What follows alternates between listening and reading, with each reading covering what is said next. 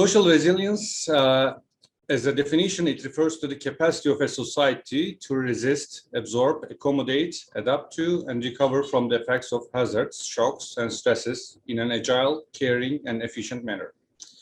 As a term, it recognizes the importance of human and social capacities to access and make use of the resources and services, adapt, collaborate, express themselves, and participate in decision-making. So it's more about the people than the technical and administrative capacities, we can say shortly.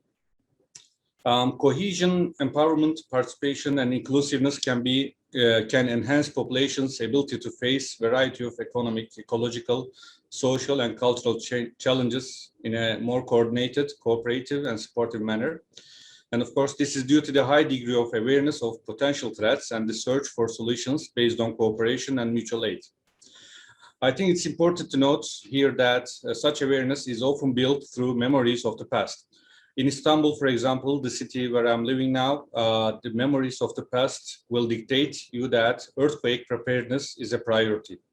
So any policy on reducing possible losses in an earthquake in this city will be easily embraced by the society.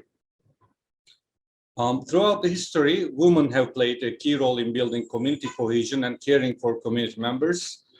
But this critical role is commonly overlooked and overvalued. So if cities and territories intend to improve their resilience, they need to protect and enable these essential actors, the women, and the work they do for the society. An inclusive, intersectional gender perspective should guide the development of all urban policies. And of course, we have culture. It's the fourth pillar of sustainable development, and that's a basic necessity for people, and it's increasingly becoming relevant in local and regional governments' resilience strategies. Cultural resilience, if we want to define it, we can say that it's the strengthened capacity of local identities against stresses and crises. On many occasions, the experiences, the wisdom, and the local and indigenous knowledge forms that have accumulated over generations can be used to mitigate environmental risks. We need to adapt this knowledge to current challenges in implementation of solutions based on local common sense. In the case of culture, a crisis may be caused by the effects of globalization, and globalization has often diminished the richness and diversity of heritage, creativity, and cultural identities of the local context.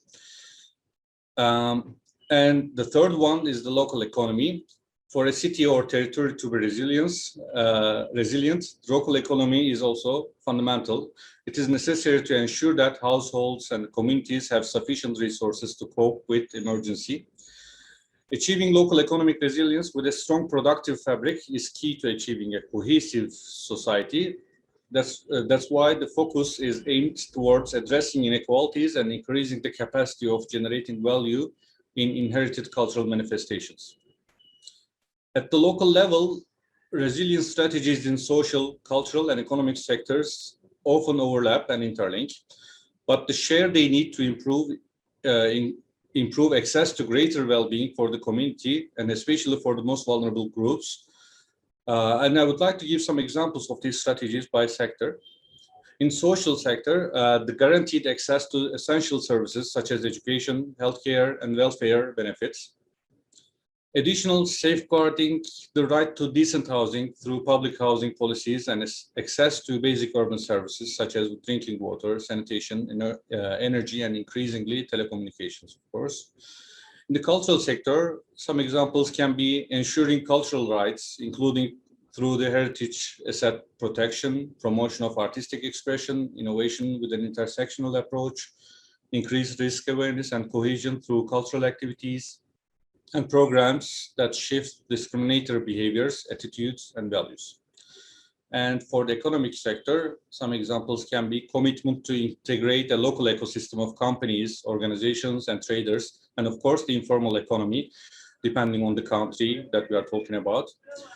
We need to integrate them into the circular, cooperative, and locally based economy in the key sectors such as agriculture, industry, green energy, and technology. And of course, in all of these strategies, we need to have a citizen participation dimension, because it's essential for local and regional governments to have as much social support as possible during the change process and after addressing the risks and moving towards sustainable future. And to achieve this, it becomes crucial to involve grassroots movements, civil society organizations, and we need to stimulate citizen participation in the form of consultations when related to the development of these strategies. And in any case, local and regional governments promoting social, cultural, and economic resilience building strategies must be cross-cutting, inclusive, participatory, and scalable in time and resources. And they should prioritize the principle of leaving no one behind to improve common well-being. And I think my colleague Yasmin will be focusing on this, no one behind.